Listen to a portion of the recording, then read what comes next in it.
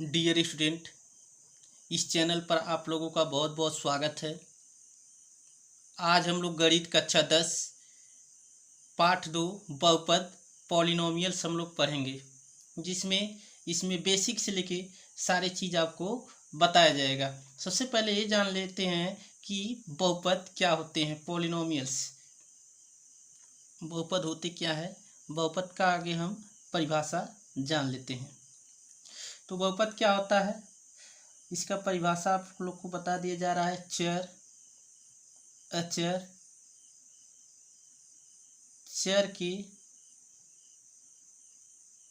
चर के गुणांक तथा अऋणोत्तर घातांक की जोड़, घटाव या गुणन की क्रिया वाले बीजगणितीय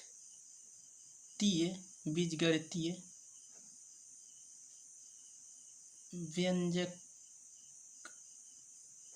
को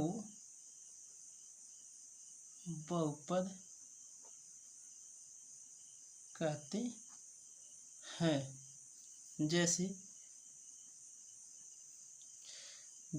x square plus 4x plus 7, या कोई और एग्जाम्पल है 3x प्लस 5 या 4x³ प्लस 6 इत्यादि। ये सब क्या है, हमारे बहुपद है। इसे हम P ऑफ x से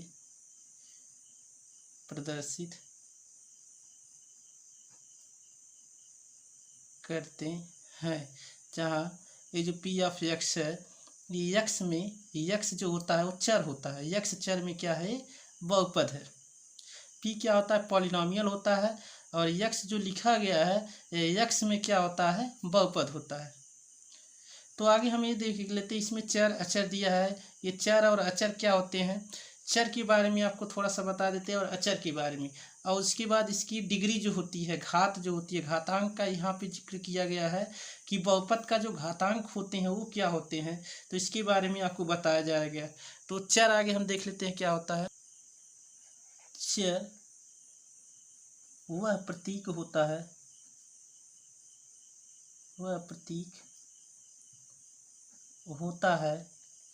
जो कोई भी वास्तविक मान को धारण कर सकता है, उसे चर कहते हैं। इसे जैसे चर जो होते हैं वो क्या होते हैं, ABCD से लेके XYZ तक, ये सब क्या होते हैं, आदि चर होते हैं। ये सब क्या है, चर है। इसको हम ABCD XYZ से हम इसको प्रदर्शित करते हैं। अब आता है अचर। अचर क्या होते हैं, संख्यात्मक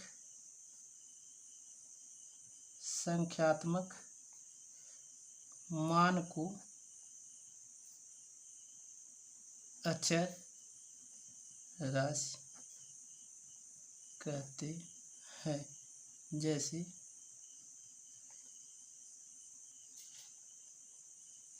2, 3, 4/5 -3/2, कुछ भी ये सब चीज़ जो अंक में है, संख्या में है, उसी को हम क्या बोलते हैं, अचर राशि कहते हैं आदि।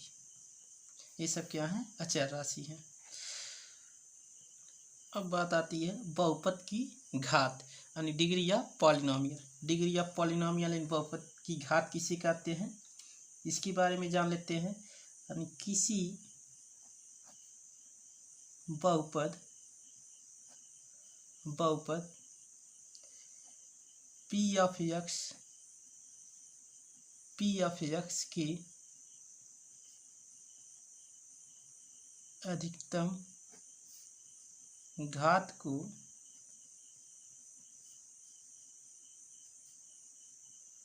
बहुपद की घात कहते हैं। जैसे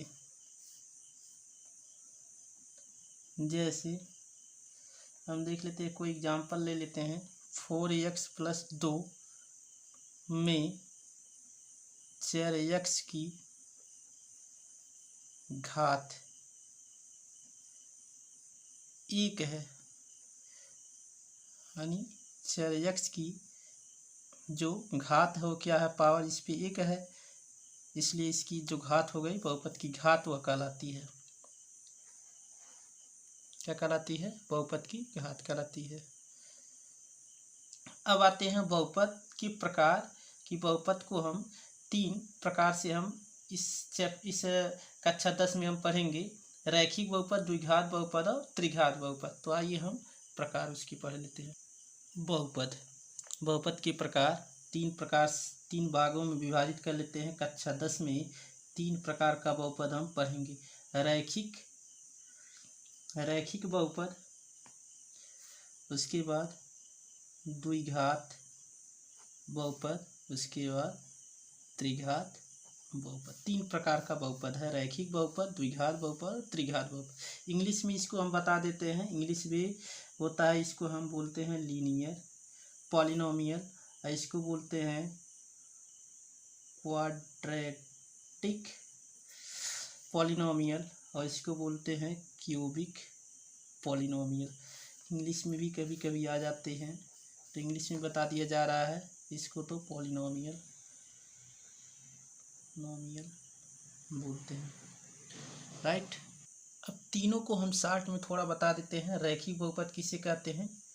यदि यहाँ पे लिखा जा रहा है आपको शॉर्ट में, बहुपद के चर की घात यदि 1 होते हैं, 1 हो तो रैखिक बहुपद कहते हैं। घात कितना हो? 1 हो। अब यही चीज हम इसमें देखते हैं। बहुपद की चर की घात 2 हो तो द्विघात बहुपद कहते हैं। त्रिघात में भी वही देखेंगे, बहुपद की चर की अगर उच्चतम घात की अगर बात करें तो 3 हो तो त्रिघात बहुपद कहते हैं। तो हमारा तीनों डिफिनेशन। अब एक एक एग्जांपल दे रहे हैं कि रैखिक बहुपद की उदाहरण, जैसे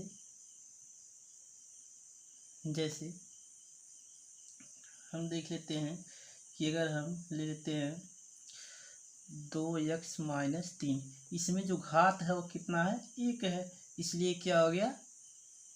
रैखिक बहुपद है। इस पे पावर 1 है x पे, इसलिए क्या हो गया? रैखिक बहुपद हो गया। जैसे इसमें भी एक एग्जांपल दे देते हैं। जैसे यहाँ पर द्विघात बहुपद में देखेंगे, कोई भी एक एग्जांपल ले लेते हैं। जैसे 2x² + 3x + 6, ये हमारा क्या हो गया? द्विघात बहुपद हो गया। त्रिघात बहुपद का एक एग्जांपल ले लेते हैं। जैसे इस पे 2 पावर है इसलिए द्विघात है, अगर 3 पावर रहेगा त्रिघात हो जाए। जैसे अगर हम मान लेते हैं 3x पे पावर क्यू + 3x² + 9x + 8, ये क्या हो गया? हमारा त्रिघात हो गया, जिसपे 3 घात है। अधिकतम जो घात होता है वही हम देखते हैं। इस बहुपद में सबसे उच्चतम जो घात होगा उसको हम देखेंगे, जितना रहेगा। यहाँ पे पावर 3 है, उच्चतम घात सबसे अधिक घात जो है 3 है, इसलिए क्या हो गया, त्रिघात बहुपद हो गया। सबसे उच्चतम जो घात है वो 2 है, इसलिए क्या हो गया, द्विघात बहुपद हो गया, रैखिक बहुपद हो गया। अब इसकी जो व्यापक रूप है, कुछ इसमें फार्मूले भी हैं, फार्मूले भी बताएंगे। ये तो हो गए प्रकार। अब जो हमारा मोस्ट इम्पॉर्टेंट जो पार्ट है वो द्विघात है और त्रिघात है, ज़्यादा करके द्विघात है। सारे सवाल द्विघात और त्रिघात पे आपको मिलेंगे। रैखिक के भी बारे में पढ़ लिए हम, द्विघात और त्रिघात के इसके दो कुछ फार्मूले हैं, उसको ही बता देंगे। सबसे पहले इसका जो व्यापक रूप होता है द्विघात का, उसके बारे में देख लेते हैं। व्यापक रूप जो द्विघात का होता है वो क्या होता है। द्विघात में व्यापक रूप हम देख लेते हैं कि इसको हम कैसे हम इसको लिखते हैं। ax² plus bx plus c बराबर 0 अगर हो तो ये इसका क्या होता है, व्यापक रूप होता है। जहाँ a b c वास्तविक संख्या होते हैं, वास्तविक संख्याएं हैं, और ए नॉट इज इक्वल टू क्या हो, 0 हो। और ए का जो मान है, यहाँ पे जो भी संख्याएं हैं पहला, इसमें क्या हो, वह 0 ना हो। अगर यह 0 रहेगा तो ये द्विघात बहुपद नहीं हो पाएगा। इसलिए यहाँ पे ए बी सी क्या होते हैं, वास्तविक संख्याएं, रियल नंबर होते हैं। वास्तविक संख्या जिसमें परिमेय संख्या और अपरिमेय संख्या दोनों विद्यमान होते हैं, उस वास्तविक संख्या। तो यहाँ पे क्या है कि ए है, बी है, जो सी है वो वास्तविक संख्या है, और ए नॉट इजिकल टू 0, और यहाँ का जो भी मान है वो 0 ना है। ये 0 हो सकता है, ये 0 हो सकता है, लेकिन ये 0 नहीं होना चाहिए, नहीं तो द्विघात बहुपद हम नहीं कह पाएंगे। तो ये तो हो गया इसका व्यापक रूप। अब इसी में हम त्रिघात वाला व्यापक रूप देख लेते हैं कि इसका जो व्यापक रूप होता है वह क्या होता है। तो व्यापक रूप इसका भी देख लेते हैं। इसका जो व्यापक रूप होता है ax³ plus bx² plus cx plus t बराबर 0 के रूप में है। जहाँ इसमें भी जहाँ a b c d वास्तविक संख्या है, वास्तविक संख्याएं हैं, और ए नॉट इजिकल टू 0।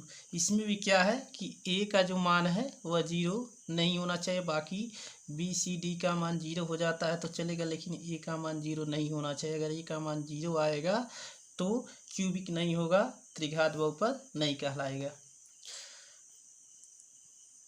अब द्विघात बहुपद के हम समीकरण देख लेते हैं। इसमें समीकरण आता है द्विघात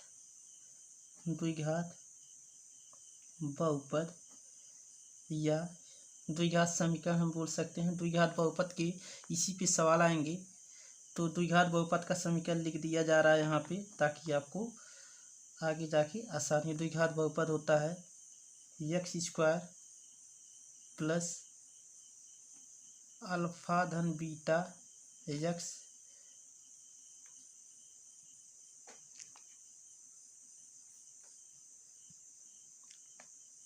अल्फा इंटू बीटा बराबर 0। ये क्या होता है, द्विघात बहुपद का समीकरण होता है, द्विघात बहुपद होता है। अल्फा बीटा क्या होते हैं, शून्यक हैं। जहाँ अल्फा और बीटा बहुपद के शून्यक हैं। अब इसमें भी हम देख लेते हैं त्रिघात बहुपद का जो समीकरण होता है। त्रिघात बहुपद जो होता है उसका फार्मूला क्या होता है, इसका भी लिख दिया जा रहा है त्रिघात बहुपद का, कि अगर x³ प्लस अल्फा धन बीटा धन gamma x² minus alpha beta gamma और गामा अल्फा, यहाँ पे x रहेगा अधन alpha into beta into gamma बराबर 0। जहाँ इसमें भी हम वही लिख देंगे, जहाँ अल्फा बीटा और गामा बहुपद की शून्यक है। तो इस तरह से ये हमारा क्या है, फार्मूला है। इसको हम रट लेंगे, आगे जाके काम आएगा। अब आती है बात, अब द्विघात बहुपद में देखेंगे एक फार्मूला होता है मूलों का योगफल अल्फा धन बीटा, इसी को बोलते हैं। यह क्या होता है, -b/a होता है। यह हम इसी को बोलते हैं जो यहाँ पे है यक्स का गुणांक, यक्स का गुणांक बटे यक्स स्क्वायर का गुणांक। यक्स का गुणांक जो है b है, तो b लिखा गया है। यक्स स्क्वायर का जो गुणांक है a है। गुणांक मतलब जो यक्स स्क्वायर के बगल में जो भी गुणा के साथ है वही हमारा क्या होता है, गुणांक होता है। तो a का गुणांक एक्स स्क्वायर है, b का गुणांक -x यक्स है, तो माइनस तो ऑलरेडी है यहाँ पे। तो ये मूलों का योगफल होता है। अब मूलों का गुणनफल जो होता है, मूलों का जो गुणनफल होता है, इसको हम अल्फा इंटू बीटा से प्रदर्शित करते हैं। इंटू का मतलब गुणा है यहाँ पे। अब यहाँ पे क्या होता है, मूलों का गुणनफल c/, क्या होता है, a होता है। c और a क्या होता है, इसको हम c के जगह पे लिख सकते हैं अचर पद। जो हमारा अचर पद है यही व्यापक रूप है, इसी से हमारा ये फार्मूला बना है। अगर इसके दो शून्यक अगर मिलते हैं तो हम इसको मूलों के योगफल और गुणनफल को इस प्रकार से लिख सकते हैं। तो c क्या है, अचर पद है, तो हम यहाँ लिखेंगे अचर पद बटे a क्या है, यक्स स्क्वायर का गुणांक है, यक्स स्क्वायर का गुणांक हम यहाँ पे लिख सकते हैं। तो यहाँ से ये दो फार्मूला हमारा निकल गया। अब त्रिघात वाले में भी देख लेते हैं। त्रिघात वाले में भी 3 फार्मूले इसी में निकलेंगे। इसमें मूलों का योगफल जो होगा, मूलों का योगफल अल्फा धन बीटा धन गामा। अगर इसके अल्फा बीटा गामा आदि से व्यापक रूप में अगर 3 अगर इसके शून्यक हैं त्रिघात बहुपद के, तो जो योगफल बनेगा अल्फा धन बीटा धन गामा बराबर यहाँ पे जो होगा वो क्या होगा, -b/a होगा। जहाँ b का गुणांक यहाँ लिखेंगे b, यानी b इसमें क्या है, यक्स स्क्वायर का गुणांक लिखेंगे बटे यहाँ पे a क्या है, यानी यहाँ पे लिखना है यक्स क्यू का गुणांक लिखना है। ये तो पहला हो गया। इसमें दूसरा मूलों के गुणनफलों का योग। मूलों के गुणनफलों का योग क्या होता है, अल्फा बीटा गामा धन गामा अल्फा। ये क्या होता है, मूलों के गुणनफलों का योग होता है। इसको हम क्या लिख सकते हैं, c/a लिख सकते हैं, या इसी को हम लिख सकते हैं c क्या है यहाँ पे, c यानी यक्स का गुणांक बटे यक्स स्क्वायर का गुणांक, यक्स क्यू का गुणांक हो। क्योंकि यहाँ पे a है तो यहाँ पे a की जगह पे क्या है, यक्स क्यू है, यानी यक्स क्यू का गुणांक। तीसरा क्या है, मूलों का गुणनफल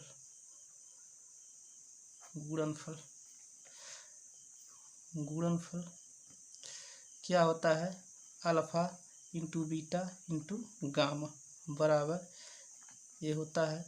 इसको हम क्या लिख सकते हैं, -d/a, यानी d क्या है, अचर पद और a क्या है, यक्स क्यू का गुणांक है। तो इस तरह से हमारा इसमें सभी क्वेश्चन सम्मिलित हो गए हैं। अभी फार्मूले भी बता दिया गया है।